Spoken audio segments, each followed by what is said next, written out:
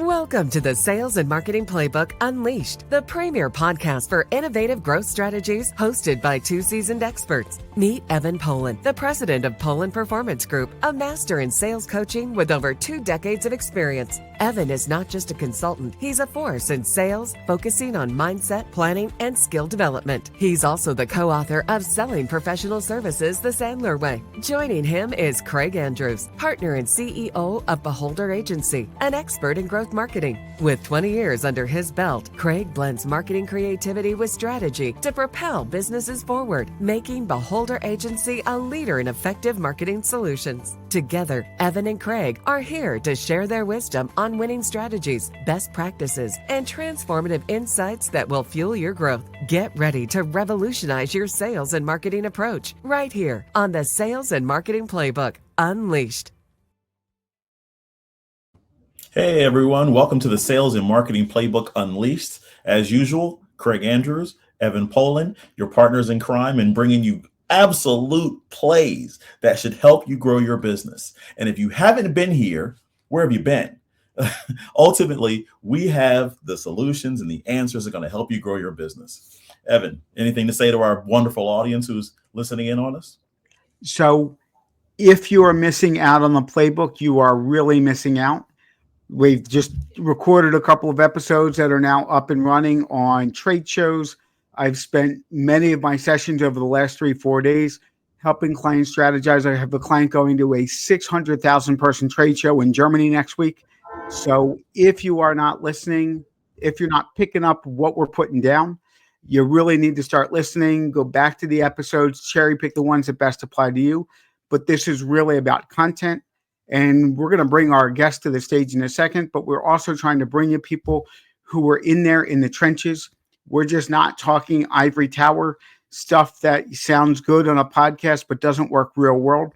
Trying to bring you the real world stuff that you can do, the techniques that you can implement to have a major positive impact on your business. And so just so you guys don't think we're crazy, I'm going to have Evan continue with his elevator pitch, which if you were listening to one of our few past episodes, you would know how important the elevator pitch is. So Evan, explain to the world who you are and what you do. That is quite the buildup. I will try my best to live up to that buildup. For those who have not visited us on the podcast before, my name's Evan. I run a sales coaching and consulting business, Poland Performance Group. And my clients typically have a couple of different challenges. They are out there networking. They are out there on LinkedIn. They're doing all kinds of prospecting, spending time, spending money, and just not getting as many meetings as they need with the decision makers of the kinds of clients they want to work with. I've got other clients who are out there doing all of those things, getting a ton of good meetings with qualified prospects. And the time it takes to go from first meeting to getting an answer one way or the other, their percentage of deals are what they're actually closing just isn't where they want it to be, and they're not quite sure why. Or when they are closing stuff, the margins that they're getting just aren't what they feel like they should be getting, and they're not quite sure how to fix it. And I've got a lot of clients who have been in business for a long time, do great work, and for whatever reason, they're just not getting the referrals, the introductions that they want to be getting. And they know that it's something that they're missing out on, but they're not quite sure, again, what to change to do. And what I'll do, whether it's an individual or an organization, is come in, help identify where the gaps are, help with that skill development, help to provide that individual coaching so that my clients are seeing the sales results that they're looking for. And Craig, why don't you share with everybody listening a little bit about yourself, Beholder Agency, and how you guys help your clients? So we're a growth marketing agency. So what we do is we help our clients who are at the top of the funnel, who is tired of the kind of hand-to-hand combat of networking all the time. And we try to find them leads and interests and opportunity online through digital marketing. It can vary from branding all the way through to social media, websites, and the like.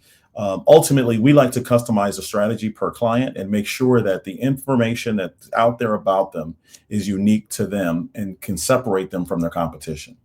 So now that we've got the introductions out of the way, Evan, today's episode, we're going to be talking about breaking into new markets. right? You and I have both been tasked with kind of being on both sides of the equation in terms of a client coming in and said, hey, we're breaking into the market. We need people to know who we are. And you've been in the position where you're in the market. You need to help those sales guys come up with the plan to kind of break in a little further. Today's guest has actually been through it. So as we bring him to the stage, Brendan Dodge, networking extraordinaire. Hey, Brendan, how are you? I'm doing well. Yeah, I kind of networked my way onto this show too, but it wasn't through sales and marketing. It was through college basketball. Touché. So I don't know when this episode's coming out, but right now it's April 2nd. We're on the eve of the Final Four. Yep. I used to be a former collegiate men's basketball coach, and someone's like, you got to know Craig Andrews. He used to coach college basketball.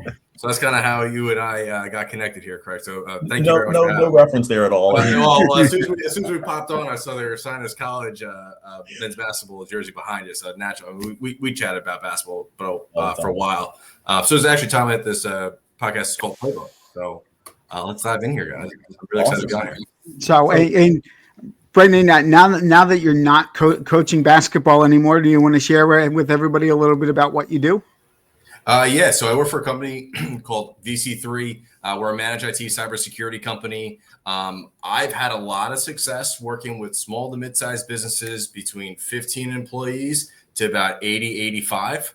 And I love working with accounts organization in the nonprofit, financial service industry, whether that's accounting, wealth management, and law firms. And there's a couple of different triggers or reasons why we get bought into those particular areas. One, on the nonprofit side, we have an awesome strategic team. And I often see with nonprofits, them having challenges with total account management in terms of licensing management, whether that's getting set up properly on nonprofit pricing with Microsoft licenses, and the ability to leverage technology purchasing platforms like TechSoup that you have to go through an application process for. And I can't tell you how many times where I've seen that kind of fall through. So we come in, bring in the strategic team to help guide them and set them up and kind of right-size them appropriately for a nonprofit. So have worked with nonprofits in the past. A success story there was working with a nonprofit roughly around 50 full-time employees. By us getting in there within the first, I want to say 2 months, we were able to right-size their license account, save them $1,200 a month just by right-sizing an account there.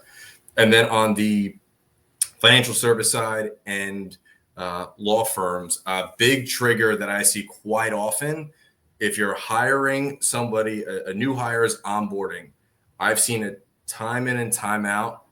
You can almost guarantee that new hire is going to be getting a very strategic phishing email from either the managing partner, managing director, person of power to either go purchase gift cards, to either click on a link for a client, to change some type of bank account information.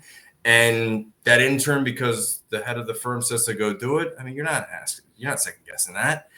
So what we do is we work with our clients to kind of front load the cybersecurity education earlier on, because we know that's where it's the most susceptible. So new hires, we're seeing a ton in terms of clients and who you're doing business with getting more savvy with who they're partnering with. So we're working with clients now of like, hey, considering working with XYZ, how are you protecting my data? Or can you fill out the cybersecurity risk assessment? And the accounts that I'm speaking with, they either don't trust the provider that they're doing, that they're working with currently to answer those questions appropriately. The turnaround time's not great, or they're just not receiving cybersecurity education or resources to begin with. So with our internal security team and strategic team, we're able to provide those to our clients in those areas. So in terms of breaking into a new market, that's a mouthful, right? That's a lot for somebody to absorb when you're just brand new into a market. Give me an idea in terms of something that's positively and negatively affected you in the process of moving into that new market. Yeah, so came over from a previous company with the non-compete passing. So positively for me breaking into a new market, I had an established network and client base, so that made it a little bit easier on the short term to break in and get a couple of wins early on. So I think if you're looking at which markets to expand in, do you have an existing networking base there, whether that's through your clients or other strategic partners where you're able to get some quick wins early on? And then on the negatively side, and this is why that's so valuable, is brand recognition. Yeah. We're new to the market. Not so many people have heard about VC3. So those are challenges that I have to speak to on my, my prospecting calls, on my sales calls, on ways to overcome that and talk about ways how we are expanding and bolstering our resources and service team in this area to support our clients in this new market. And so Evan, I know you're big on the I heard the sales calls I know you're big on the calls. A lot of people like to cheat their way in the sales process, but I know you're more of a stickler in terms of how they do the process. Yeah, and I think something, again, we are the playbook, so it may be good to get into the nitty gritty a little bit. So, Brendan, for you, how did you leverage your network? It's one thing to say leverage your network when you come into a new marketplace, but some people aren't quite sure what that means, or they think that just posting once on LinkedIn is leveraging their network, and we all know that that's not the case. So tactically, what are some of the things that you did as you got up and running to really help make hay out of your network and develop that into some real opportunities? Yeah, so I looked at it as I broke into Philadelphia, New Jersey marketplace again. My network in two buckets: previous clients that I worked with and engaged with that I had awesome relationships with. I'm handling those conversations a bit differently than COIs, centers of influence, that I have with my current with the former clients, now current clients. It was just reestablishing relationships and kind of picking up where you left off, whether that was a couple of years ago or a couple of months ago, and just updating about what's going on, what's current, not necessarily a sales pitch, but like, hey, here's where I'm at today. Just giving you an update. Really appreciated our relationship and communication at previous company. Here's what we're doing now. Here's what we're seeing within the market and how cybersecurity is changing. If that's top of mind for you and you're not overly satisfied with what's going on, let's discuss it. What we're seeing other accounts do to kind of bolster their footprint or gaps on the cybersecurity side. And then on the COI side, I mean, I see this a lot in networking. If you're networking and looking to meet new people, you have got to be in the giving mindset. If you are in the take mindset, what's in this for me, or how you can benefit me, what intros you can make for me, you are networking totally wrong. And I can't tell, I had to switch up my entire networking process. When I first got into networking, and VC3 put a big emphasis on this with our sales team, is, hey, leverage your network, leverage your COIs. I came from companies where it's all cold outbound. So being with a company where there is that focus and emphasis, I was like, great, let me meet anybody and everybody. Let me grab lunch, go to breakfast, attend any networking event as possible. And I quickly learned that I was wasting my time pretty quickly. So I had to put up certain guardrails with my time. Instead of, Evan, you introduced me to someone I may not know. Instead of saying, hey, let's go grab breakfast or lunch, I now do 30-minute virtual screening calls to see if we align. Hey, are we aligned with our business? Do I like it? Do I trust you enough to make an introduction to someone to my network? And if I could check those boxes off, awesome, cool. Evan, I like how we're clicking today. It feels like we have some overlap and synergies with our business. You're opposed to continuing the conversation, maybe in person for coffee or even a lunch, just to see how we could further expand and foster this relationship. And then from there, we're sitting down. Evan, who are you looking to get connected with? I'm out and about a lot. I may know someone who you're looking to get connected with, whether it's a client or a strategic partner. Tell me a little bit more about who you're looking to get connected with so I can make an introduction for you. So I am always asking about introductions, who I can connect you with that's going to be of value to your business. And if I learn you share your value prop, your ideal client, and I'm not satisfied with how I can keep you top of mind, I ask good being in sales, I ask good discovery questions. The one that is a pet peeve of mine is we're industry agnostic. Doesn't help me. It really doesn't help me.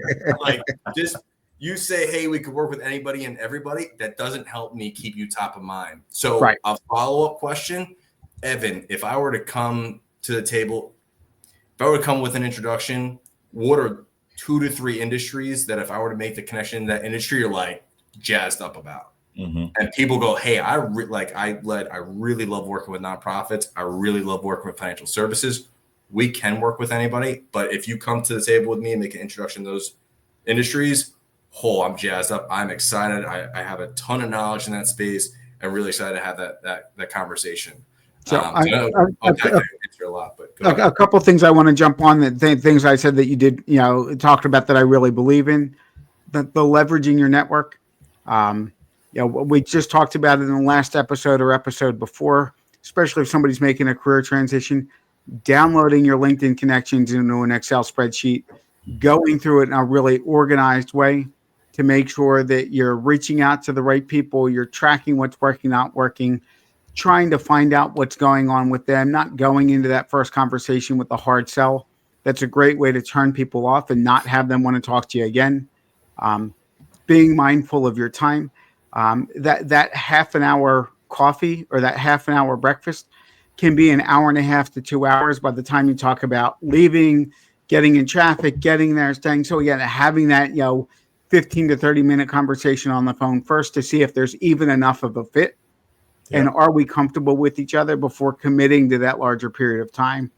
Really trying to get back, really trying to be focused and be able to hone in. As you said, if you say I can work with anybody, somebody's mind goes blank and they're not going to think of anyone. But if you say, hey, geez, are there any law firms that you've worked with over the last 6 months to a year?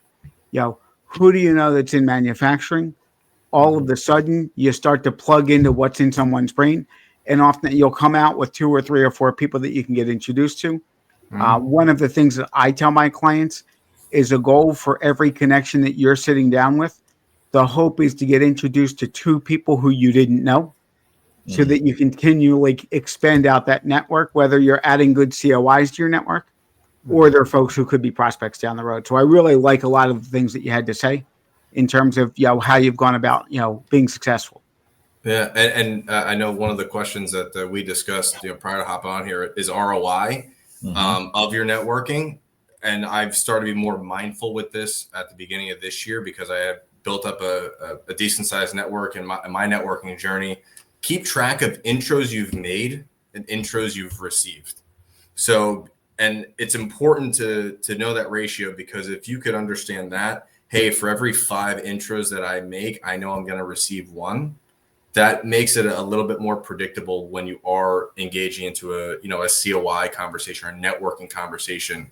I haven't gotten down to that ratio yet. And I'm a quarter into this a little bit with this new metric tracking of me. But I've heard from a lot of other successful networkers that it is a great stat to track so that you understand your numbers. It makes it a bit more predictable when receiving potentially an introduction. I think tracking those stats is important. Again, Craig's big on data.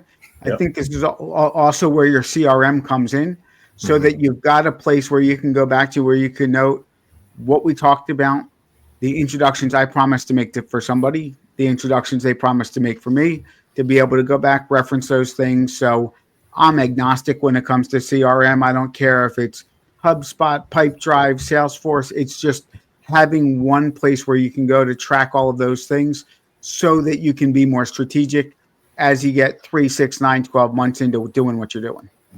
And what I love about the whole thing in terms of everything you're saying, Brendan, is the importance, the thing that comes through on camera here is your energetic style of doing it. And with all of us being part of Provisors, whether it be yourself, Evan, which I call him a connector, yourself, Brendan, I've heard people give just rave reviews about your connecting.